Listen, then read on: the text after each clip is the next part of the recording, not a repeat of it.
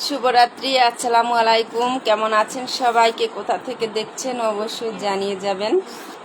চলে আসলাম আপনাদের সাথে কিছুক্ষণ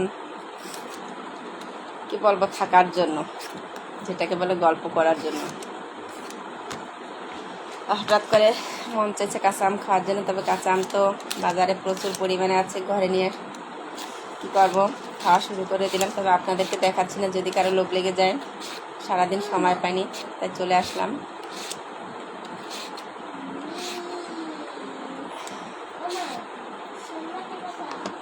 নিজের উপর ভরসা রাখুন, দেখবেন একদিন আপনি হবেন সেরা।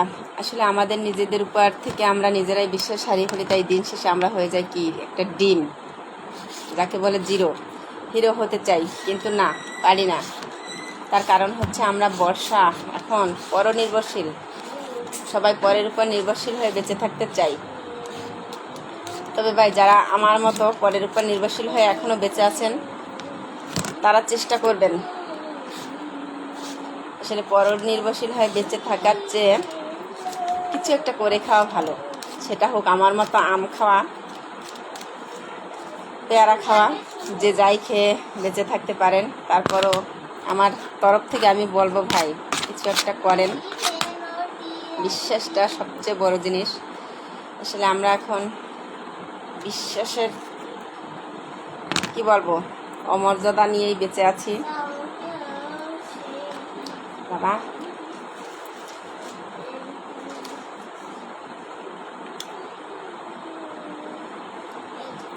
প্লিজ সবাই একটু লাইভটা শেয়ার করে দিবেন। আমরে ওঠো ওঠো ওঠো, নাম নাম।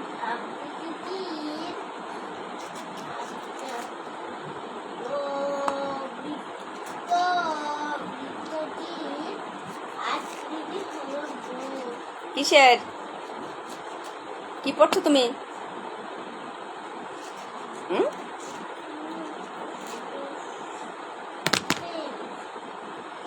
আসলে যখন সবাই রাতের খাওয়া দাওয়া খায়, সেই মুহূর্তে আমি এখন আম নিয়ে বসে পড়েছি। তার কারণ হচ্ছে খুব ইচ্ছে হয়েছে একটা আম খাই, তবে তা টক। কিচ্ছু করার নেই ভাই।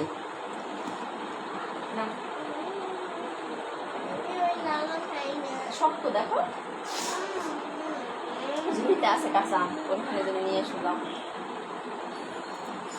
অনেকে যুক্ত হচ্ছেন, প্লিজ সবাইকে অসংখ্য ধন্যবাদ। তবে পাশে মেয়ে আছে, তো তার সাথে একটু কথা বলি। সে হচ্ছে আমার জীবনের একমাত্র সঙ্গী, তবে মাঝে মাঝে আমার কাছ থেকে হারিয়ে যায়। হ্যাঁ, এটা পাকা আম, এখানে রাখো।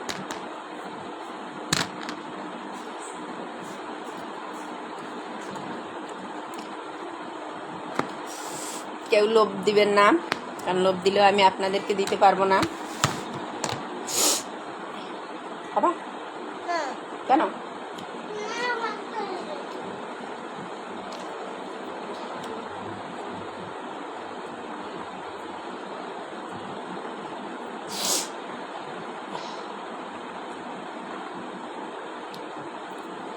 আসলে ভাই, সবাই কি শুধু দেখিয়ে যাবেন না ভাই? একটু কমেন্ট করার চেষ্টা করেন। একা একা অনেকক্ষণ হয়ে গেছে বকবক করেছি, আর ভালো লাগে না।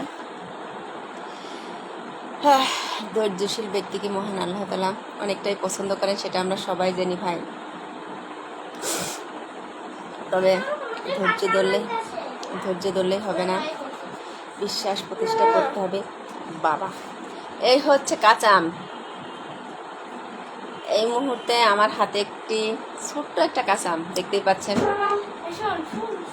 ওজনটা তার কতটুকু হবে? 250 গ্রামের উপরে সম্ভবত। এটাও খাবো। আমি অতগুলো আম নিয়েছি, খেতে পারবো না। আমি খুব খাদ্যমন্ত্রী, তো সম্ভব হয় না সবসময় সব কিছু খাওয়ার বাবা। এমা, এ তো একদম কাঁচা।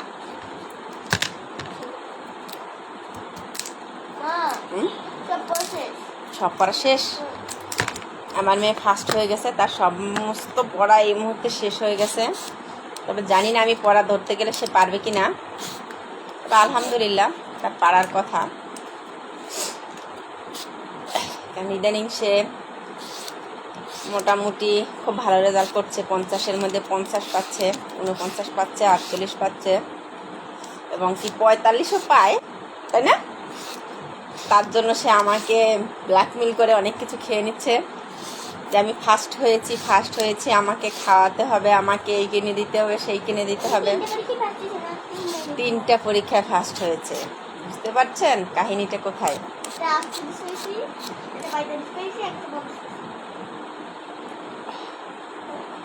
রাকিবুল ইসলাম, একটা আম কি করে খাবে মা? অর্ধেকটা দিয়েছিলে, বাটি দাও, আমি অর্ধেকটা কেটে দিই। এতটা আম খাওয়া যাবে না বা, শক্তি নেই। তবে তানহার বাবাকে উদ্দেশ্য করে একটি কথা বলছি, সে যদি এই মুহূর্তে আমার লাইভটা দেখে থাকে, আপনার মেয়ে সত্যি হারিয়ে ফেলেছে, তাকে একটু শক্তি দিতে হবে, দুটো মায়ের, তাহলেই সে শক্তি ফিরে পাবে। আপনি যদি চান যে আমি তাকে দুটো মাইর দিই তাহলে খুব ভালো হয়, না হইলে আরো ভালো হয়। তবে কাঁচা আম না ভাই, খুব মিষ্টি। কি হলো আমার আসলে ভাই, কিছুই হয়নি, খাওয়ার সময় হয়নি। আমার ভাতটা একটু দেখে সবা,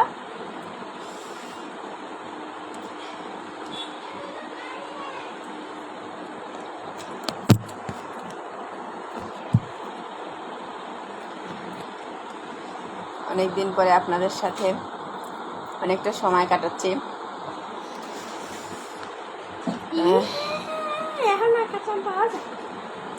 তোমার ভাগে পড়েনি,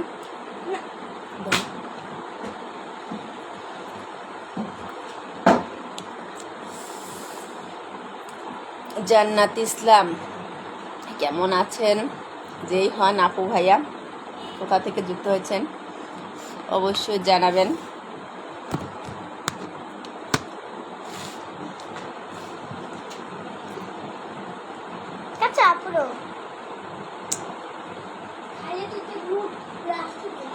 দেখো খেয়ে দেখো, কাটো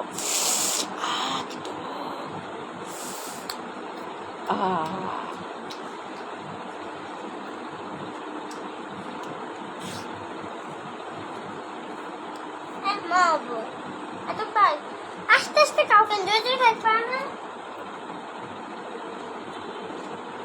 জান্নাতি আপনি ঢাকা থেকে যুক্ত হয়েছেন, অসংখ্য ধন্যবাদ ভাইয়া।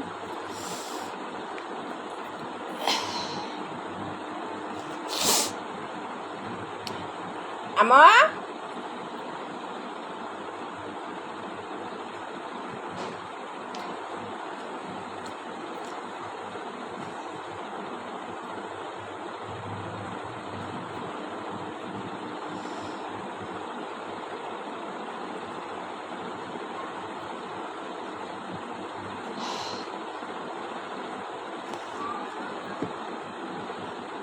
ঢুকতে দেবো?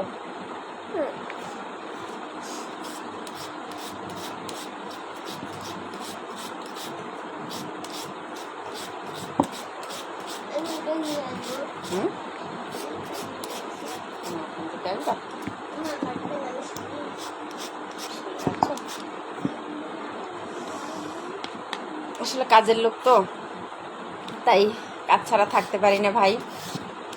কাজটা এখন কি বলবো, রক্তের সাথে মিশে গেছে, যেখানেই যাই শুধু কাজ আর কাজ।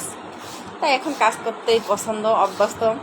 মাঝে মাঝে যেটা বলেছিলাম ভাই, নিজের উপর বিশ্বাস রাখতে পারি না, ভরসা রাখতে পারি না বলেই আজকে কাজের লোক হয়ে বেঁচে আছি। তবে সবার নয়, শুধুমাত্র আমার মেয়ের।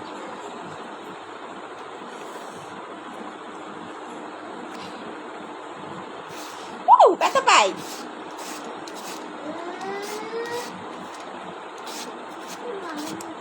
তবে তার জন্য কোনো স্যালারি আমি পাচ্ছি না।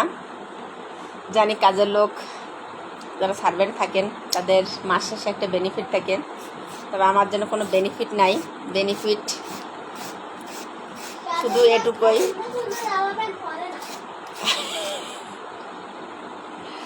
তবে সত্যি বলতে কি আমার মেয়ে খুব সুন্দর একটি কথা বলছে, কাজের লোকেরা নাকি সুন্দর সুন্দর জামা পরে না। এটা হচ্ছে ওর ভুল ধারণা, ছোট মানুষ তো।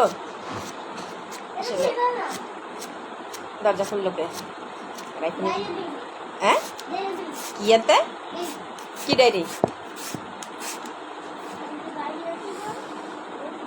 আমি কি কাজ করি ভাই? আম কুমড়া। যাকে বলে কাঁচা আম, এখন খেতে হবে।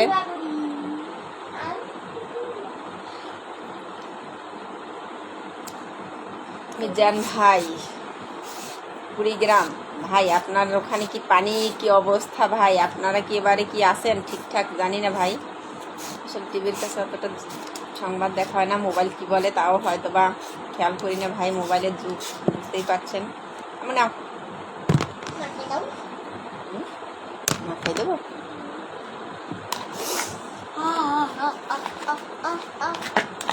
একটু কাঁটা চামচ নিয়ে এসে হতে পারবে?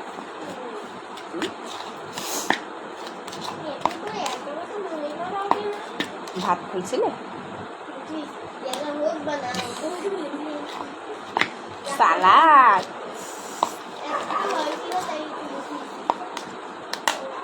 এবারে দেখাচ্ছি, আসলে আমার মেয়ে মশলা দিয়েছিল, ওরে বাবা লোভ লেগে গেছে।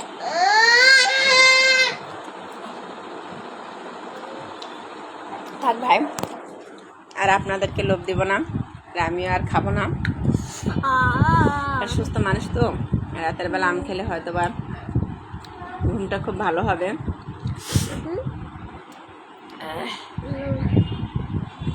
তুমি তোমাকে আমার থেকে একটু খেয়ে তারপর দিয়ে দিয়েছি।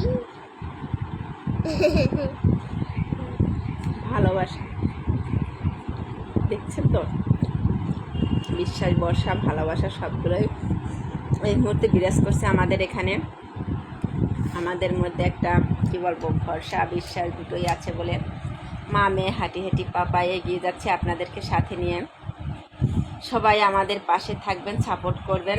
আলহামদুলিল্লাহ আমরাও থাকবো আপনাদের পাশে আগামী দিনগুলো। এভাবেই যেন ছোট্ট একটি সংসারে আমি আর আমার মেয়ে তরি বাসিয়ে নিয়ে যেতে পারি আপনাদের পিছন পিছন। আর যদি আপনারা চান তাহলে হয়তো বা আপনাদের সামনেও তরিটা আগাতে পারি, অবশ্যই চাইবেন বলে আশা করছি। আলহামদুলিল্লাহ সবাই ভালো থাকবেন, সুস্থ থাকবেন, আর আমাদের জন্য দোয়া করবেন। তানহামনির একটু একটু জ্বর হয়েছে, ও যেন সুস্থ হয়ে যায় খুব তাড়াতাড়ি। অসুস্থ হয়ে যায় কালকে পরীক্ষা দেওয়া লাগে। বুঝতে পারছেন, আমি ওর জন্য দোয়া চাচ্ছি আপনাদের কাছে, আর সে বলছে অসুস্থ হয়ে যায় যেন কাল যেন পরীক্ষা না দিতে হয়। ভাই, এটা হচ্ছে আমাদের কি বলবো, ডিজিটাল যুগের ডিজিটাল বাচ্চা।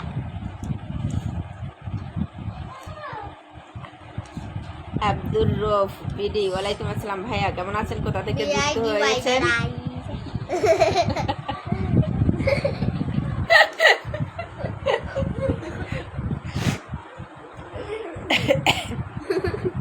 আবার বলতো।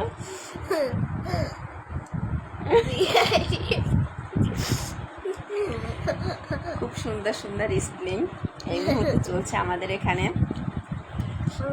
দেখি কিছু বলতে চাও? না, আমরা আর কিছু বলতে চাই না। সবাই ভালো থাকবেন, সুস্থ থাকবেন। হ্যাঁ, আল্লাহ হাফেজ। না, লবণ হয়ে গেছে, লবণ হয়ে গেছিল, সেটা আরেকটা আমি দিয়ে দেবো।